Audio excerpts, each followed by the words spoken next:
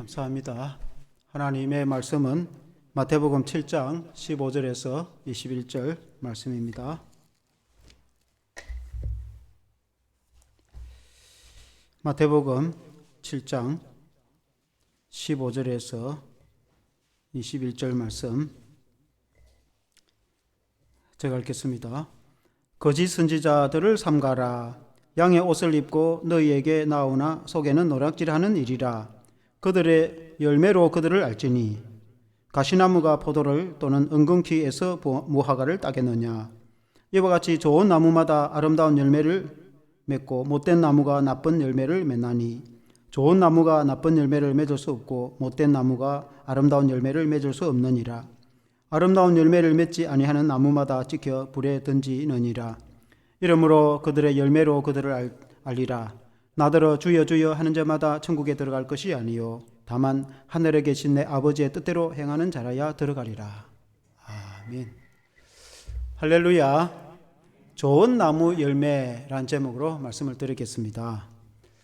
최근에 이제 뉴스로 계속해서 나오는 것 중에 이단에 대한 내용들이 나오는데 혹시 여러분이 보셨는지 모르겠는데 우리나라의 유명한 그 SNS 영화의 프로그램 그 넷플릭스라는 영화 프로그램이 있는데 젊은이들은 잘 알죠. 거기에는 실제로 이제 방영을 하고 있습니다.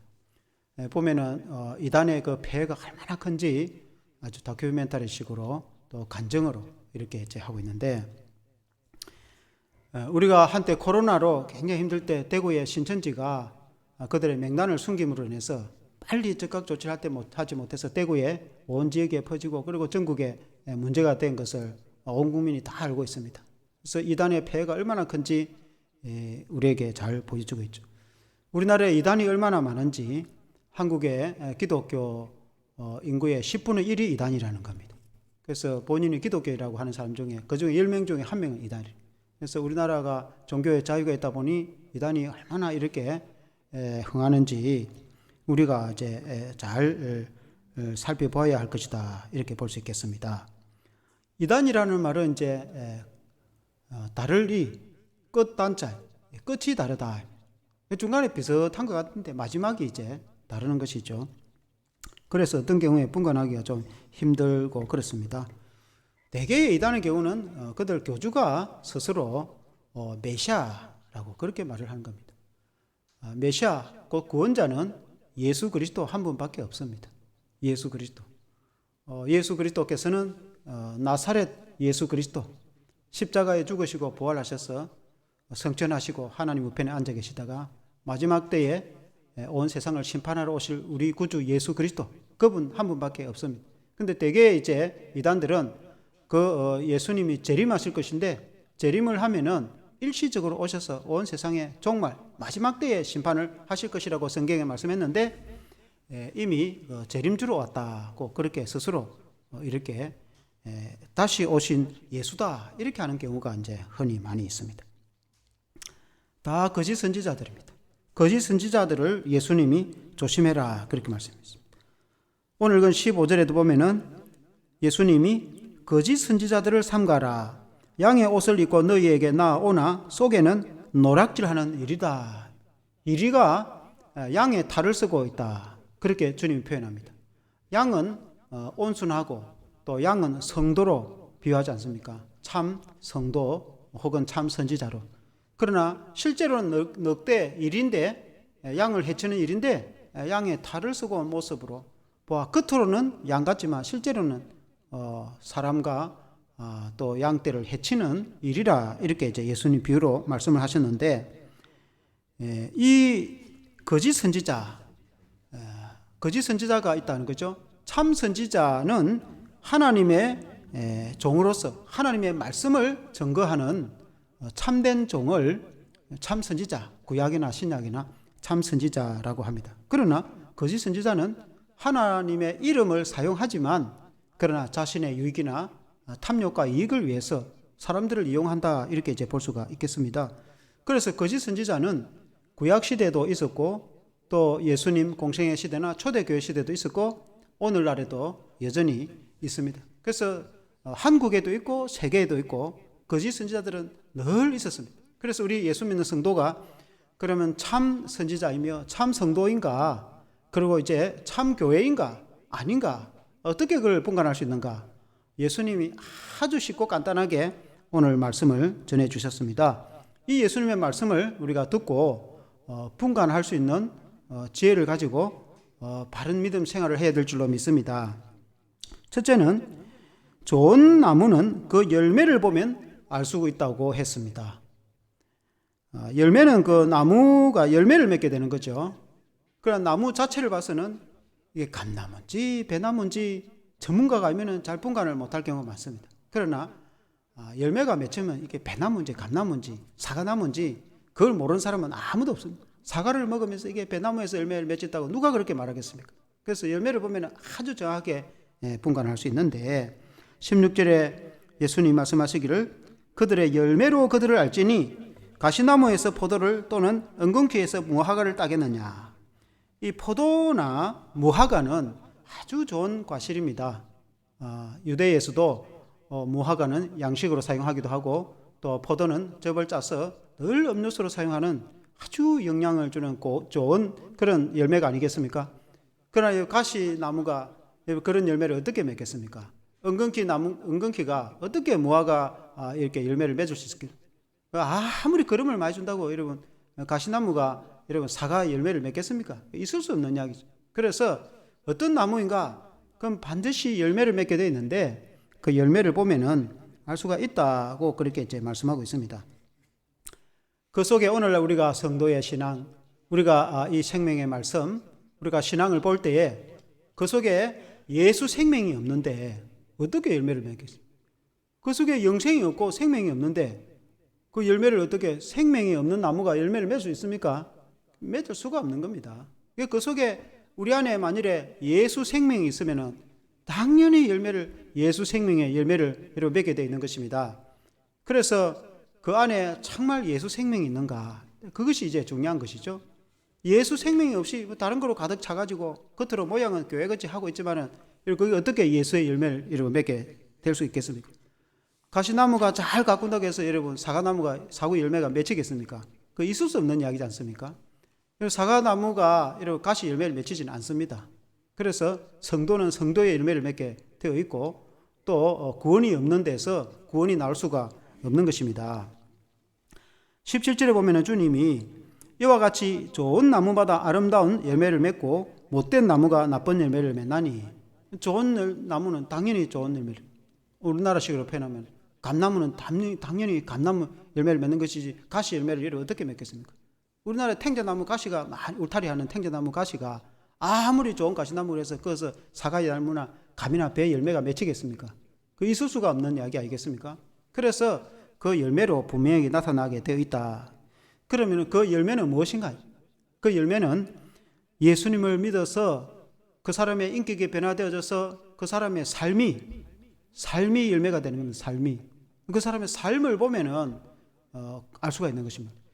물론 이제 양의 탈을 쓰고 이리는 겉으로 보기로는 아주 아름다운 생활과 삶으로 사람들 보기에도 그럴 수도 있습니다. 왜냐하면 가면을 쓰고 다니면 알 수가 없기 때문에. 그러나 이제 본 모습, 그러나 실제로 그의 삶이 인격이 어떠한가 그 열매를 보면은 알 수가 있다 이제 볼 수 있는 것입니다. 신약 시대에도 그렇고 구약 시대에도 거짓 선지자가 있고 또 참 선지자가 있었어요. 구약의 성경에 북이스라엘 시대의 아합 왕 때에 그리고 이제 아합 왕 때는 남북이 나누어져 가지고 북이스라엘의 왕이 아합이고 남왕이 여호사밧 왕입니다. 우리가 알다시피 아합은 얼마나 악한 왕입니까? 나봇의 포도원을 빼앗아 버리는 그런 아주 악한 왕이죠. 그리고 부인 이세벨이 시돈 공주인데 시집을 와서 우상을 가지고 왔으니까 왕궁에서 우상을 섬기니까 온 이스라엘 백성들이 북이스라엘 백성들이 우상을 섬기고 그렇게 하지 않습니까? 그때 남유다 여호사밧 왕이 아주 선한 왕입니다. 하나님을 잘 섬기고 기도를 많이 하는 선한 왕인데 한 가지 실수를 한 게 그 북쪽과 같은 이제 민족이라고 연대를 잘 해서 이제 사돈 관계가 되고 또 그렇게도 합니다. 남쪽 여호람 왕이 북이스라엘 그 이세벨 공주와 이제 혼인을 하고 그렇게 하지 않습니까? 그러고는 이제 남북이 연합을 해서 전쟁을 하게 됐죠. 동북쪽에 길랏 라모스의 그 북쪽 아람, 오늘 같으면 시리아입니다. 그 이제 시리아 그 아람과 전쟁을 하려고 남북이 연합해서 아하 왕이 전쟁하지 않으니까 여호사밧이 좋다고 전쟁하자는데 남쪽 여호사밧 왕이 그래도 신앙이 있어가지고 하나님께 한번 물어보고, 원래 전쟁하면 하나님께 물어보고 전쟁을 하는데 하나님께 한번 물어보고 전쟁을 합시다. 그래서 북이스라엘에 있는 선지자 400여 명, 많은 선지자가 있었어요. 그 불러가지고 물어보니까 왕이시여 전쟁에 나가면 승리합니다. 시디가 왔던 그런 거짓 선자는 왕이 철불같이 나가서 적을 물리치고 대성을 거두고 돌아올 겁니다. 전부 한결같이 말하는데 가만 보니까 여호사밧이 아무래도 마음이 그 미심쩍은 겁니다. 그래서 또 뭐 다른 선지자 없느냐 하니까 미가야라는 한 선지자가 있긴 있는데 아합이 하는 말이 그 말 들으면 안 된다고. 그건 나한테 악한 안 좋은 말만 하기 때문에 그 사람 말 들을 필요 없다고. 그래도 여호사밧이 한번 데려와 보라고. 그래서 이제 미가야 선지자가 와서 하는 말이 이 전쟁 나가면 어떻게 되겠는가 물어보니까 왕이 전쟁 나가면 죽을 겁니다. 아합 당신은 죽을 겁니다. 전쟁터에서 전사할 겁니다. 왕이 얼마나 기분이 나쁘겠습니까? 전사한다니까. 그래서 왜 그런 말 하냐 하니까 이 미가야가 참 선지자죠.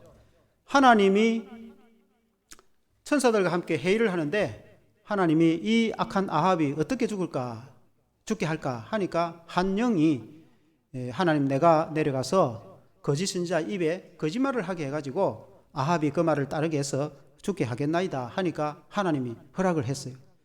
그래서 이제 그 말을 듣고 있는 거짓 선지자 시드기야가 자기를 두고 할 말이라는 걸 깨닫고 얼마나 기분 나쁜지 그 참 선지자 미가야 뺨을 치면서 내게 있던 영이 언제 내게 갔느냐 그렇게 이제 말하죠. 그 아합 왕도 굉장히 기분이 나빠서 전사한다 하니까 왕자에게 명하여 이를 왕궁 감옥에 가두고 내가 전쟁에 승리하고 돌아오면 내가 목을 칠 것이다. 그러니까 미가야 선지자가 왕이시여 당신이 돌아오면 좋겠지만은 살아서 돌아오지를 못할 겁니다. 그렇게. 그 전쟁때 나가서 실제로 이제 전사를 합니다. 그 하나님 엘리야 선지자의 말씀대로 아합의 가문이 이제 심판을 받게 되는 거죠. 참 선지자 미가야는 하나님의 말씀을 전하는 사람이고 그때 많은 거짓 선지자들은 하나님의 말씀을 전하는 데는 관심이 없고 악한 왕에게 잘 보여가지고 출세하고 또 많은 자기의 권리 권세를 누리는데 그게 마음이 있었다는 거예요. 참 선지자와 거짓 선지자의 차이가 어디에 있겠습니까? 참 선지자는 부족해도 하나님의 생명의 말씀을 전하는 주의 종이고 거짓 선지자는 하나님의 말씀과 하나님께는 전혀 관심이 없어요. 자기의 유익과 탐욕에만 관심이 있는 것입니다. 그래서 성도도 마찬가지죠. 누가 참 성도인가? 예수님을 구주로 믿어서 좁은 문으로 들어가라 하신 말씀처럼 내게 준 십자가를 지고 때로는 고난도 각오하고 때로는 내게 준 무거운 십자가를 지고 주님이 내게 주신 길을 묵묵히 갈 수 있는 사람, 참 성도인 줄 믿습니다.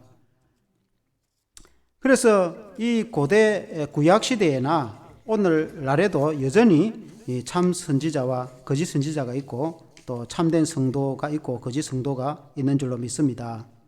18절에도 보면 좋은 나무가 나쁜 열매를 맺을 수 없고 못된 나무가 아름다운 열매를 맺을 수 없느니라. 그 우리 주님이 아주 정확하게 말씀했어요.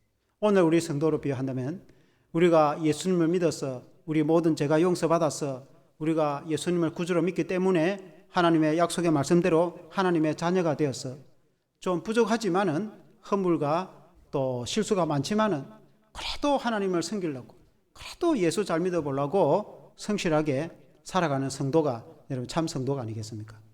그러나 예수 믿는 데는 아무 관심이 없고 다른 데만 관심이 있다면은 여러분 참 성도라고 볼 수가 없는 것이죠. 그래서 그 열매, 그 삶을 보면은 그게 나타나 있는 것입니다. 사랑하는 성도 여러분, 저와 여러분들은 참 성도가 되어야 될 줄로 믿습니다.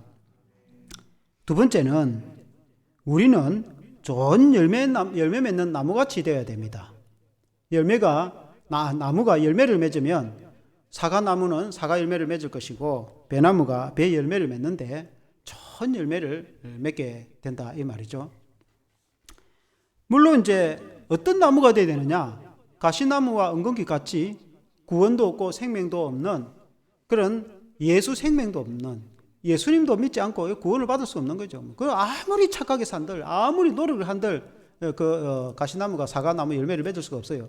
일단은 내 안에 예수 생명이 있어야 예수님을 내 마음속에 모시고 내가 예수님을 믿고 하나님의 자녀로 생명이 있어야 성장을 하든지 열매를 맺든지 하는 것이지, 여러분 생명이 없으면은 여러분 그렇게 될 수가 없는 것입니다. 그래서 먼저는 내 자신이 내 안에 나는 정말 예수님을 잘 믿고 있는가, 내 안에 예수 생명이 있는가.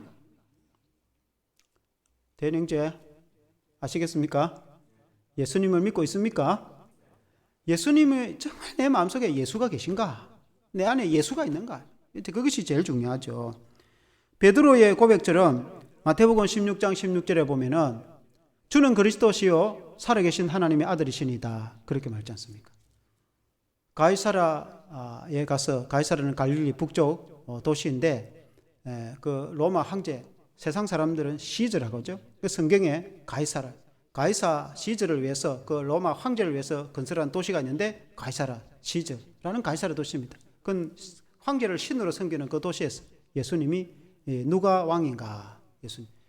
세상 사람들이 나를 누구라 하느냐 예수님 물어보죠. 그러니까 제자들이 예수님을 뭐 좋은 선생님이라 하고도 하고 선지자라고도 하고 또 엘리야가 다시 왔다 하기도 하고 또 어떤 사람은 뭐 세례 요한이 죽었다가 살아났다 하기도 하고 뭐 세상 사람들이 뭐 여러 가지로 어쨌든 좋은 선생이라고 합니다. 그러니까 예수님 너희는 나를 누구라 하느냐니까. 그때 베드로가 대답을 하죠. 주는 그리스도시요 살아계신 하나님의 아들이시다. 예수님이 바유나 시므나 보기도다, 아버지께서 너에게 이를 알게 하셨다.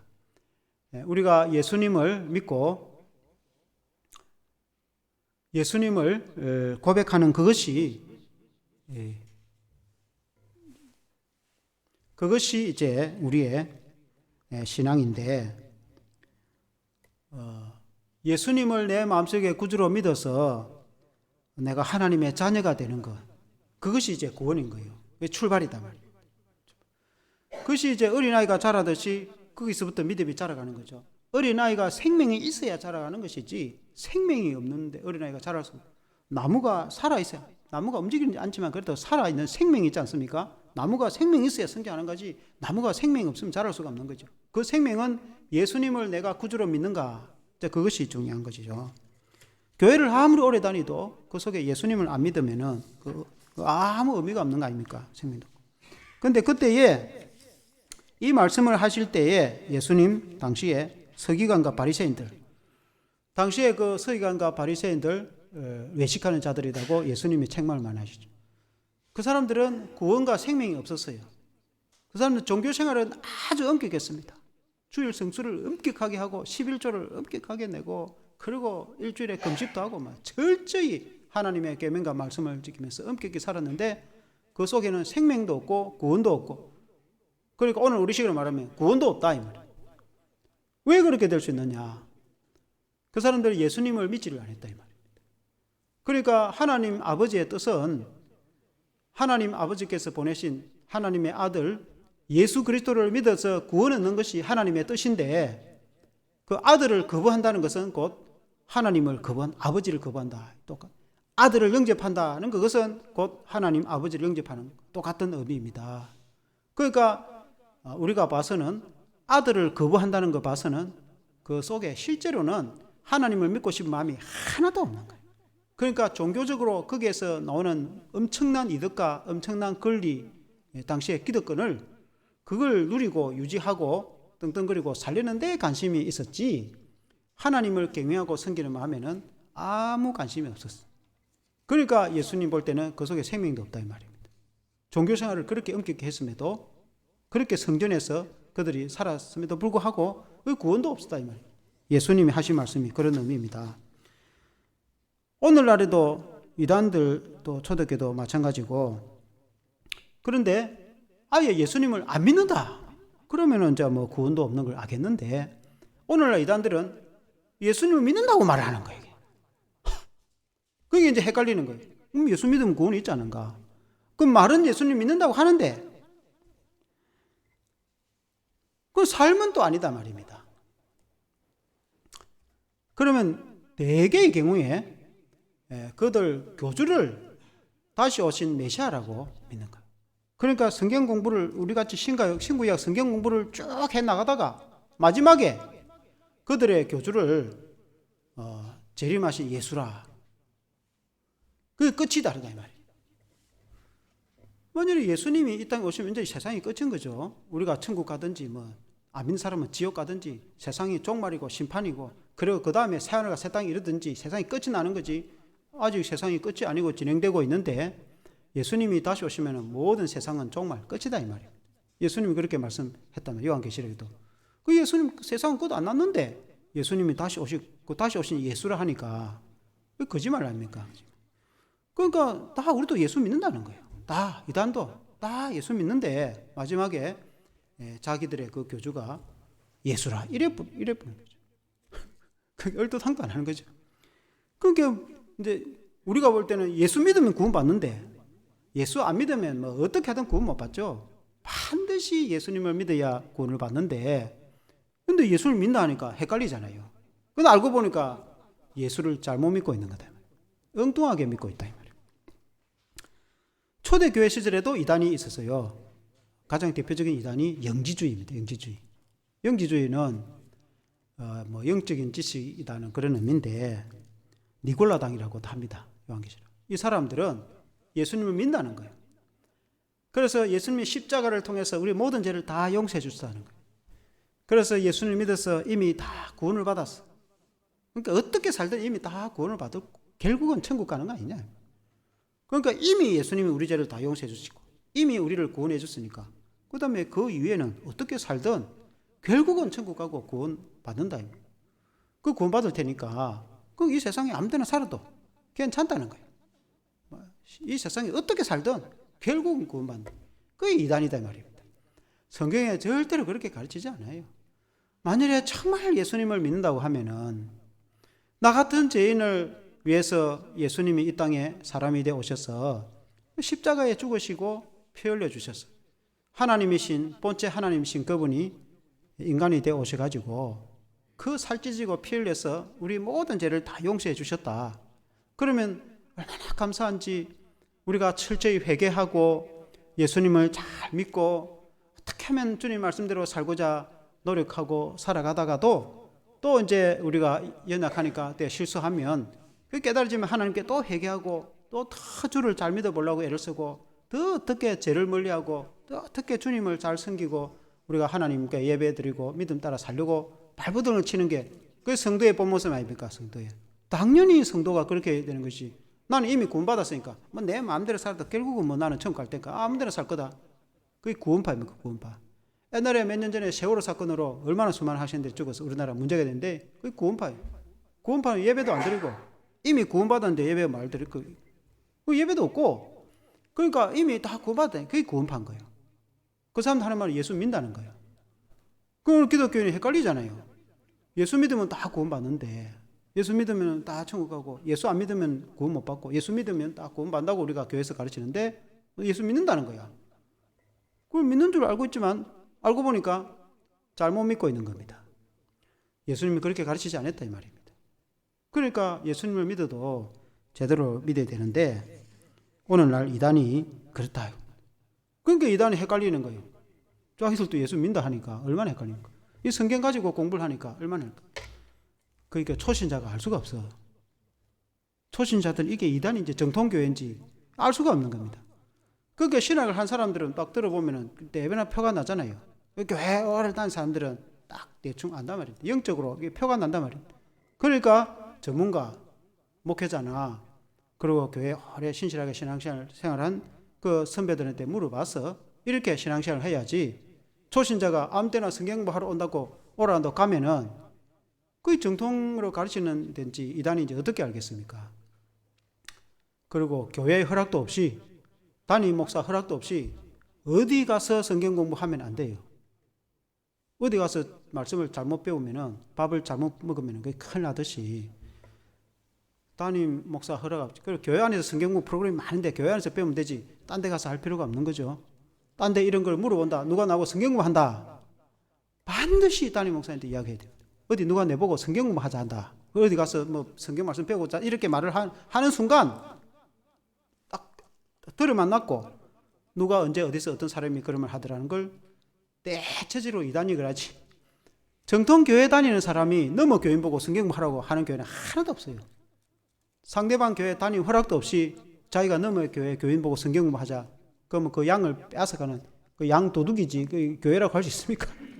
정통교회는 그렇게 하는 교회 하나도 없어요. 만일에 제가 남의 교회 다니는 성도 보고 내가 성경을 가르칠 때는 오라고 남의 성도 우리 교회 가르치도 바쁜데 남의 교회한테 말라 그렇게 하겠어요? 그와 같이 정통적인 교회는 그렇게 하는 교회가 하나도 없어요. 그러나 이단은 교회를 다니고 있는 사람들을 빼앗아가지고 그렇게 하려고 하기 때문에 그래서 성경 공부하자. 성경 공부하자 하면은 거의 100% 이단입니다. 이단. 그래서 하여튼 이상한 말을 하면은 반드시 우리 이제 집사님이나 또 근사님이나 저에게 다 알려가지고 그렇게 이제 조치를 해야 되는 줄 믿습니다. 13절 14절에 보면 좁은 문으로 들어가라. 멸망으로 인도하는 문은 크고 그 길이 넓어 그리로 들어가는 자가 많고 생명으로 인도하는 문은 좁고 길이 협착하여 찾는 자가 적음이라. 우리 예수님이 이 말씀하시기 전에 너희는 좁은 문으로 들어가라. 좁은 문으로 들어가는 것은 길이 좁고 협착하기 때문에 사람이 적게 간다는 거예요. 넓은 문은 문이 넓기 때문에 많은 사람들이 간다. 이것은 이제 비유입니다. 비유. 그러니까 넓은 문이라는 것은 편하고 아무나 갈 수 있는 거. 누구나 아무 때나 편하고 그런 길을 오늘 같으면 안 믿는 사람들 먹고 마시고 죄짓고 한다고 해서 누가 뭐라는 사람 없고 대한민국 국법을 어기지 않으면 누가 뭐 경찰에 잡아가겠습니까? 그러니까 세상에 나와서 죄짓고 아무 데나 살아도 아무도 간섭한 사람이 없습니다. 자유 대한민국에서. 그러나 예수님을 믿고 믿음 생활을 하려면은 나름대로 그 제재가 많습니다. 예수 믿는 사람들이 함부로 그렇게 세상에 살면 안 되거든요. 세상에 빛이 되어야 되기 때문에.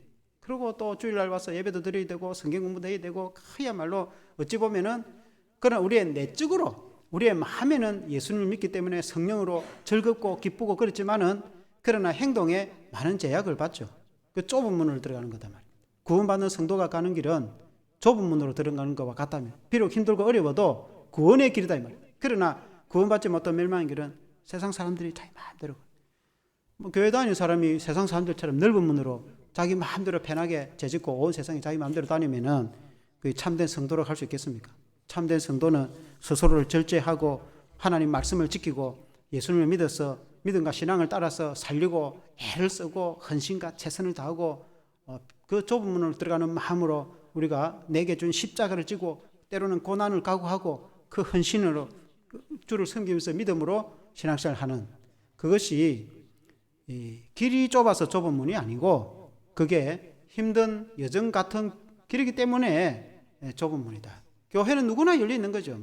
좁은 문이라고 해서 문이 좁아서 구원을 받을 사람이 못 들어가는 것이 아니고 우리가 누구나가 교회 와서 예수 믿고 구원 받을 수 있지만은 그 길은 십자가의 길이기 때문에 주님이 좁은 문이라고 표현했는데 저와 여러분들은 좁은 문으로 들어가는 이미 저와 여러분들은 예수님을 믿어서 좁은 문으로 들어온 성도인 줄로 믿습니다. 사랑하는 성도 여러분, 우리는 이미 좁은 문으로 들어섰고 이미 예수님을 구주로 믿어서 하나님의 자녀가 되었고 이미 우리는 하나님의 성도가 하나님의 백성이 되었습니다. 그러면 하나님의 백성과 그러면 아닌 사람과 뭐가 다른가? 삶이 차이가 나야 될까요? 물론 이제 신앙이 어려가지고 교회 나온 지 얼마 안 되니까 뭐 갑자기 변화되겠습니까? 어린 아이가 아무데나 또 오줌도 싸잖아요. 그 어린 아이가 갑자기 뻥튀기가 돼서 크지는 않죠. 신앙으로 성장하는 그런 이제 시간이 있기 때문에 과정이 있긴 있습니다.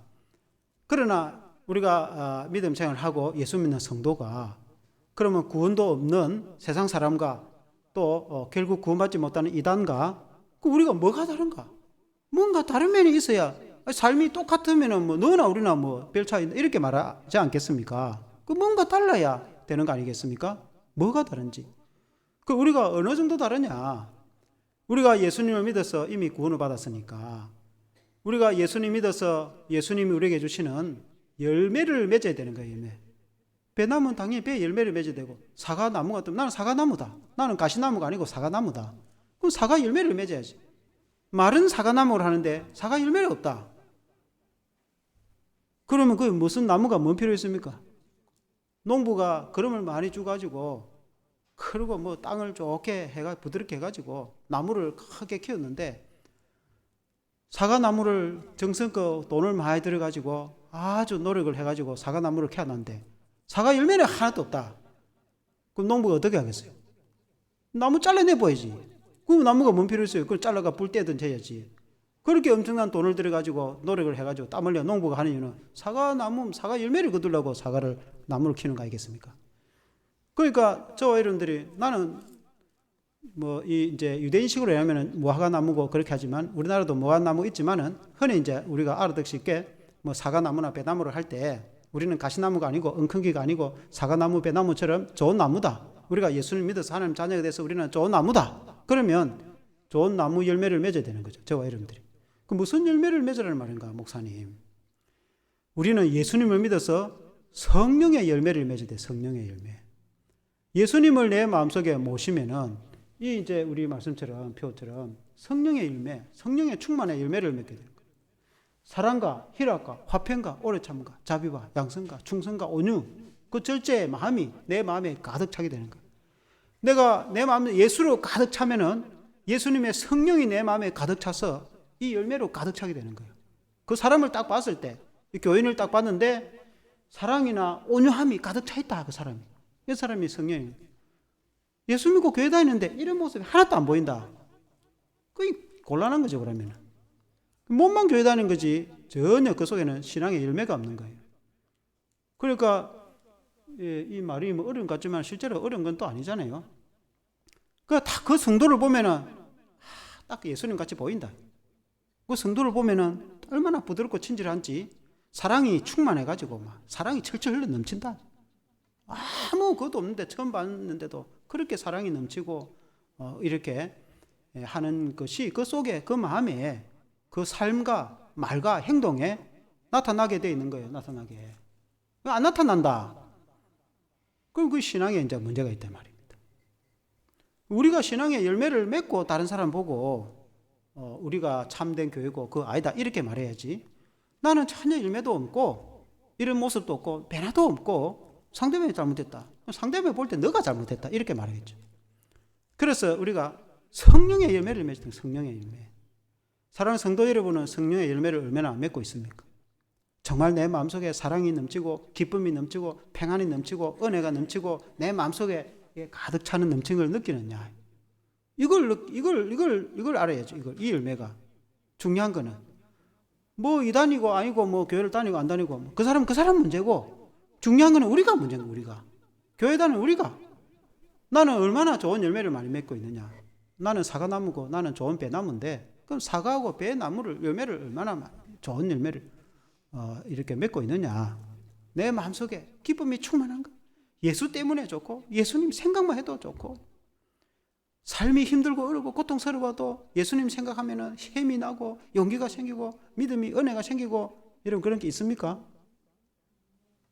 그게 있어야 예수제이지. 그것도 없다. 그 여러분의 신앙을 다시 점검해 봐야 되는 거예요. 정말 내가 예수 믿는 사람 맞는가? 정말 내 속에 예수가 계신가? 그걸 점검을 해봐야 된단 말입니다. 예수님이 내 속에 있으면 이렇게 안 될 수가 없어요. 안 될 수가. 반드시 이렇게 되게 돼 있어요. 반드시. 둘 중에 하나입니다. 예수님이 아예 그냥 원래부터 없었든지 안 계시든지 아니면 예수님을 제대로 안 믿든지. 왜냐면 온 사람 수많은 수천 수억의 사람들이 예수 믿는 사람이 다 똑같이 하는 말이 대한민국 교회 아니고 전 세계 교회 아니고 지금 아니고 역사적으로 수천 년 역사 중에 다 똑같이 하는 말이 예수 믿는 사람이 똑같은 말을 하는 거예요. 저도 마찬가지고 교회 다니는 모든 교회 어느 교회 다른 사람한테 다 똑같은 틀린 말 하나도 안 해요. 똑같은 말을 합니다. 똑같은 말. 똑같은 말은 예수 믿어가 구원받는데 예수님이 내 안에 계시면은 이런 마음이 생기는데 견딜 수가 없네. 너무 좋아서 이겨낼 수가 없네. 너무 기쁘고 즐겁고 행복해가지고 참을 수가 없네. 가만히 있을 수가 없다는 거예요. 너무 좋았어. 예수 믿는 게 너무 좋았어. 다 똑같은 이야기를 합니다. 다 똑같이. 아니라고 여러분 말할 사람 있는가 보세요. 목사님 맞죠? 그렇게 말하면 아니라고 말하는 사람은 한 사람도 없어요. 한 사람도. 대한민국 어느 교회, 어느 목사님이나 어느 성도도 그렇게 많은 사람. 제가 말한 대로 다 똑같이 이야기합니다. 똑같이 이야기를 한단 말입니다. 거기에서 벗어서 엉뚱한 소리를 하면은 그 이제 이단입니다. 이단. 그래서 예수 믿는 게 얼마나 좋은데 예수 믿어서 이런 사랑의 열매를 맺고 싶은데 어떻게 하면 맺을 수 있는가? 나도 이런 열매를 맺고 이런 좋은 성도가 되고 싶고 이런 성령의 열매를 맺고 싶은데 어떻게 하면 좋은가? 그게 이제 두 가지입니다. 두 가지. 하나는 예수님을 잘 믿는 거예요. 그게 하나님의 뜻입니다. 사람들이 교회를 다니는 사람은 예수님을 어중간하게 믿는단 말이에요. 예수님을 확실하게 믿는 100% 예수 충만. 예수로 가득 차시네. 내 모든 생각과 내 모든 오직 예수. 그게 하나님의 뜻이고 성경이다 이 말입니다. 그러니까 예수. 그러니까 교회를 다니는 것은 예수 믿으려고 다니고, 교회를 다니는 것은 예수 잘 믿으려고 다니는 거예요. 딴 생각을 할 필요가 없어요. 그러니까 예수님을 확 목숨을 걸고 예수님을 붙잡고 예수님으로 채워져야 되고, 그 방법이, 왜냐하면 그 성령이 예수의 영이기 때문에 그렇습니다. 예수님이 내 안에 들어오시고 내가 예수를 믿어서 예수의 영으로 충만할 때 그게 성령 충만이거든요. 다른 방법 없습니다. 다른 걸로 해가지고 내가 막 신비하게 이상하게 막 뭘 받았다. 그건 엉뚱한 영입니다. 그게 하나님의 영이 아니고 엉뚱한 영입니다. 이슬람이나 다른 종교도 그런 소리를 합니다. 그건 성령이 아니에요. 그래서 성령은 반드시 예수님을 통해서 오십니다. 그리고 이제 한 가지는 죄로부터 회개를 해야 됩니다. 죄로부터. 이제 대개 교회 설교에 그런 말을 잘 안 합니다. 저도 마찬가지고, 왜냐면 목회자가 성도가 복받으라, 잘되고, 자녀도 행동하고, 가족도 잘되고, 어쨌든 뭐 복받는 이야기를 하고 싶지, 성도가 잘된 이야기를 하고 싶지, 죄를 회개해라. 근데 실제로는 성경에 보면은 우리가 예수 믿고 하는 거는 절반은 예수 믿는 것이고 절반은 회개하는 거예요. 그게 전부입니다. 전부. 그러니까 회개하는 것이 신앙의 절반입니다. 절반. 근데 1년 동안 설교할 때, 52주 설교할 때 회개하라는 설교는 거의 안 합니다. 한 번 혹은 두 번 할까 말까 그것도. 근데 실제로는 목사님들이 여러분들에게 그런 말 하기가 곤란해서 안 하는 것이지, 실제로는 성경에 그러지 않습니다. 성경에는 회개하라는 이야기가 처음부터 자기가 끝까지가 있는 거예요. 회개라는 것은 뉘우치고 깨달으라는가, 그 말 아닙니까? 그러니까 우리 인간이 뭐 여러분이 나쁘다 못됐다 그런 뜻이 아니고, 아담이 범죄하여서 우리 인간의 죄가 들어오고 나서 우리의 죄는 이루 말할 수 없이 강합니다. 그리고 예수를 믿고 교회 다니도 그 죄의 영향력은 강력합니다. 생각 외로. 또 마귀도 역사를 하고. 그러니까 어쨌든 목숨 걸고 예수 믿고 주를 위해서 살겠다고 노력을 해도 죄는 끝까지 도전해 옵니다. 죄는 뼛속 깊이 인같이 우리 속에 배어 있어 가지고 그 죄를 걷어내는 데는 쉽지가 않다 이 말입니다. 많은 경우에 예수도 믿는데 죄가 충만한 거예요. 그러니까 이제 사람이 가닥가닥 하는 거예요. 예수 믿을 때는 좋다고 하다가 죄에 확 시달리니까 또 죄 가운데 확 빠져가지고 해치 나오지 못하고 있다가 또 예수 때문에 또 이렇게 했다가, 그러니까 이제 열탕과 이제 온탕과 냉탕을 왔다 갔다 하는 거지. 이제 교회 다니는 사람들이 천국과 지옥을 왔다 갔다 하는 거예요, 이게. 그러니까 이게 쉽지가 않아요. 어느 누구나 다 마찬가지. 그래서 죄로부터 멀어져야 됩니다. 예수님으로부터 가까워져야 되고, 어쨌든 죄로부터 멀어지도록 뭐 어쨌든 어떻게 하든 죄로부터는 멀어지고 예수님께는 가까이. 그 방법이 없어요. 왜냐하면 성령이 거룩한 영이기 때문에 죄가 충만한데 성령 충만될 수가 없어요. 영이 거룩한 영이니까. 그러니까 예수님을 안 믿는 건 아닌데, 예수님을 믿는데 내가 마음속에 죄가 가득, 세상 사람들, 친구들이 좋아하는 죄가 여전히 내 마음속에 있어. 그러면 예수도 계시고 죄도 계시니까 예수님이 물론 죄를 이겨내지만 예수님의 피로 내 죄를 용서받고 구원은 받지만 성령 충만은 안 되는 거예요. 성령 충만.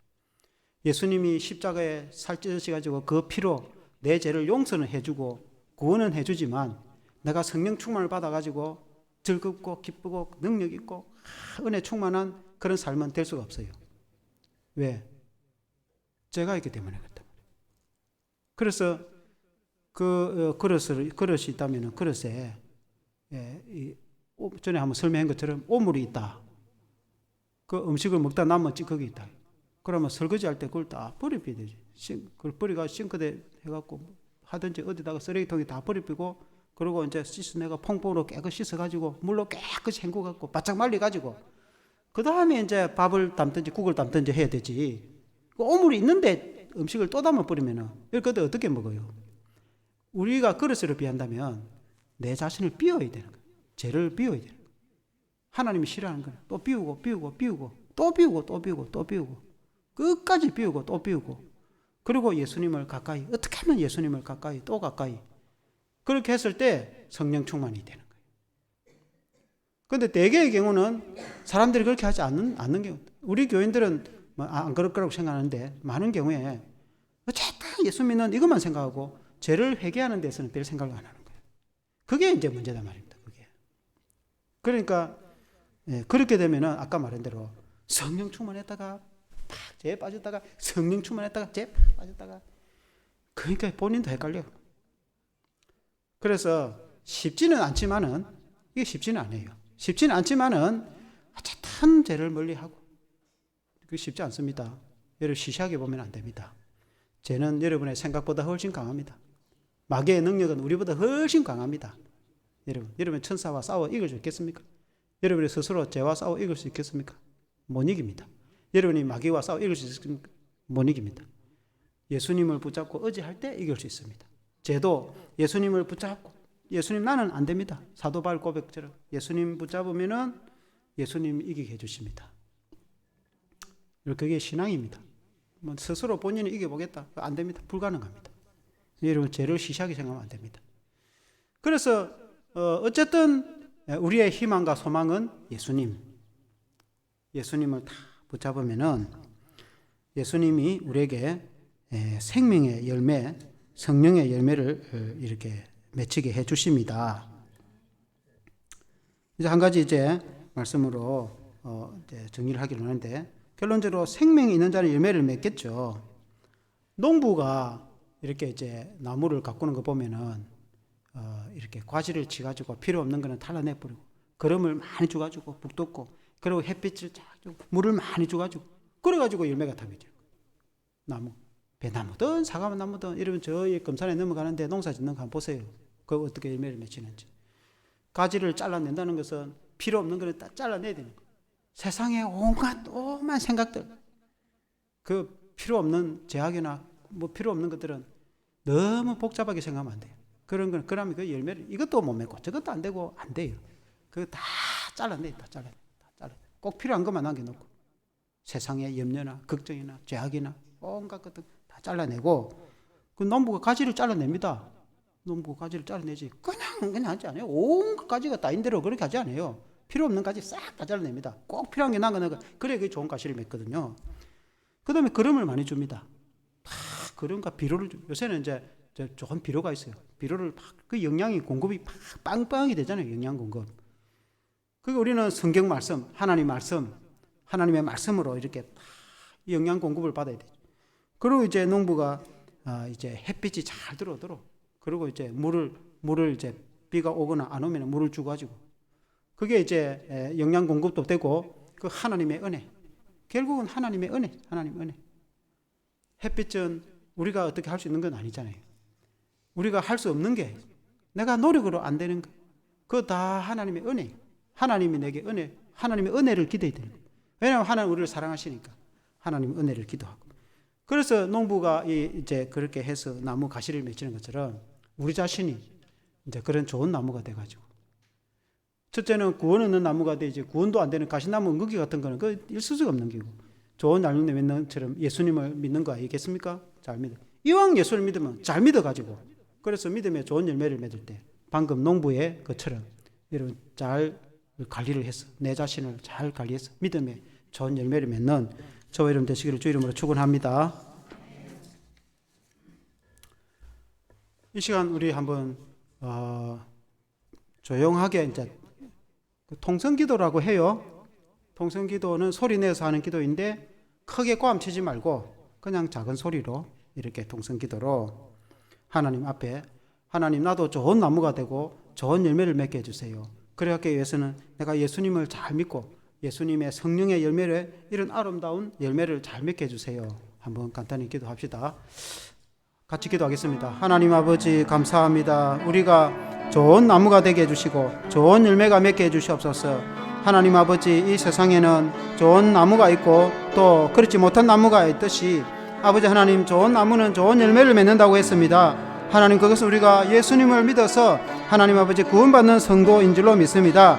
예수님을 믿어서 하나님의 자녀가 된 성도는 신앙의 열매를 맺게 될 줄로 믿습니다. 성령의 열매를 맺을 수 있도록 도와주시기를 간절히 기도드리고, 좋은 열매를 맺을 수 있도록 도와주시기 간절히 기도드리고, 우리가 성도의 신앙의 열매를 맺을 수 있도록 하나님 은혜를 베풀어 주시기를 간절히 기도드리고, 하나님 아버지, 이 세상의 죄악을 멀리하고 이 세상의 온갖 아버지 하나님의 세상 것을 멀리하고 오직 예수님을 사랑하고 하나님 말씀대로 살아가도록 도와주시기를 간절히 기도드리고 합니다. 하나님, 그리하여 우리가 신앙의 열매를 맺을 수 있도록 도와주시기를 간절히 기도드리고, 성령의 열매를 충만히 맺을 수 있도록 도와주시옵소서. 하나님, 그래서 하나님의 은혜와 사랑으로 충만한 성도로 살아갈 수 있도록 하나님 도와주시옵소서. 하나님 아버지가 우리에게 준 십자가를 지고 좁은 문으로 갈 수 있도록 하나님 은혜를 베풀어 주시옵소서. 하나님 아버지, 우리 성도들이 열매 맺게 주시옵소서.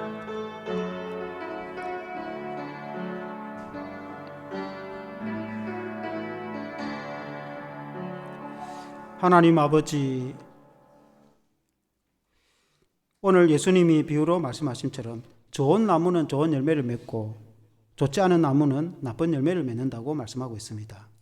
우리는 좋은 나무같이 되어서 예수님을 구주로 믿고 내 마음속에 우리가 예수님을 믿음으로 하나님의 자녀가 되어서 좋은 나무같이 구원받은 성도로 살아가게 됨을 감사를 드립니다.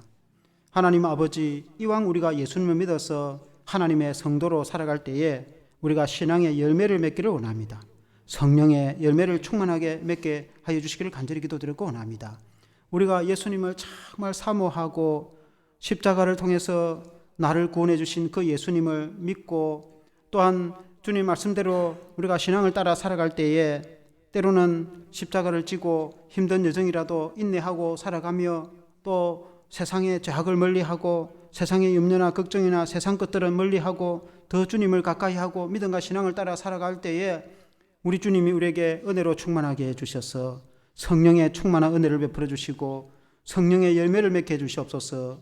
신앙의 열매를 맺게 해주시옵소서. 예수님을 잘 믿어서 우리에게 주신 사랑과 희락과 화평의 열매가 충만하도록 도와주시옵소서. 우리 성도들이 좋은 열매를 맺어서 하나님 아버지를 기쁘시게 하는 성도들이 다 되게 해주시옵소서. 우리 주사랑교회 성도들은 다 좋은 열매를 충만히 맺게 해주시옵소서. 예수님 이름으로 기도합니다. 아멘. 찬송가